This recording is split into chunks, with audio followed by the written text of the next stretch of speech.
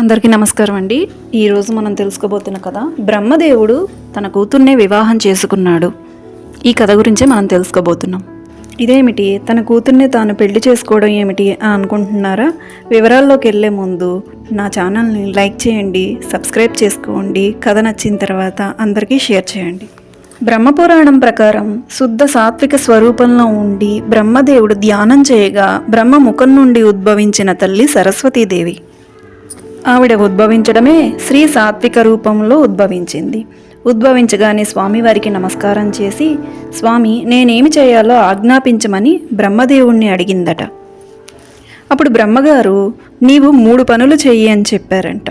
అందులో మొదటిది, నువ్వు వెళ్ళి జ్ఞానుల నాలుక మీద కొలువై ఉండి వారు పలికిన పదాలను పరమ పవిత్రమైన వాక్కుగా చేయమని అన్నారు. ఇక రెండవది, భూమి మీద ఒక పవిత్రమైన నదిగా ఉద్భవించి ప్రవహించమని చెప్పారు.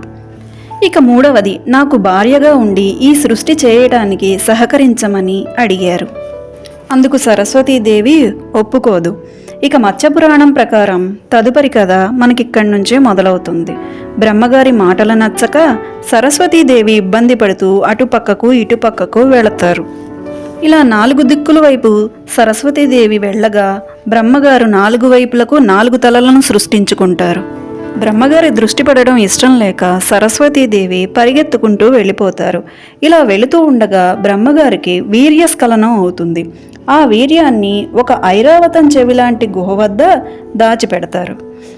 చివరికి ఒకచోట సరస్వతీదేవిని ఒప్పించి 100 సంవత్సరాల పాటు ఆయనతో భార్యగా ఉండేలాగా ఒప్పిస్తారు.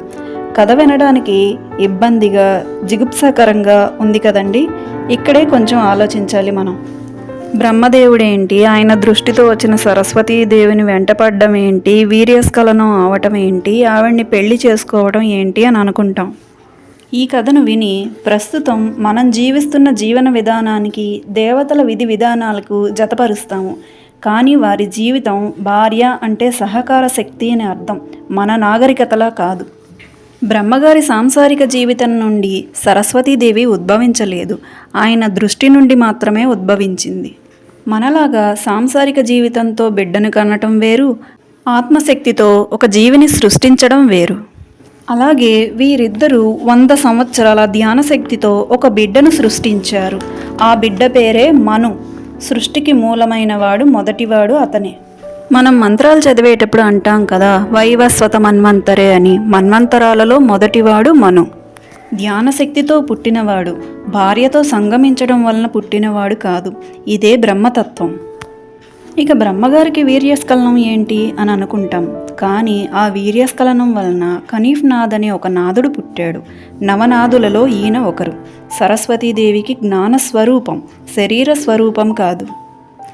అందుకే మనకు ఉన్న పురాణాలలో ఏ పురాణాన్ని తీసుకున్నా శివపార్వతులు కానీ లక్ష్మీనారాయణులు కానీ ప్రణయంతో రమించి ఉన్నారు అన్నట్టు ఉంటుంది. కానీ బ్రహ్మదేవుడికి సరస్వతీదేవికి ఎక్కడా శృంగార కావ్యం ఉండదు.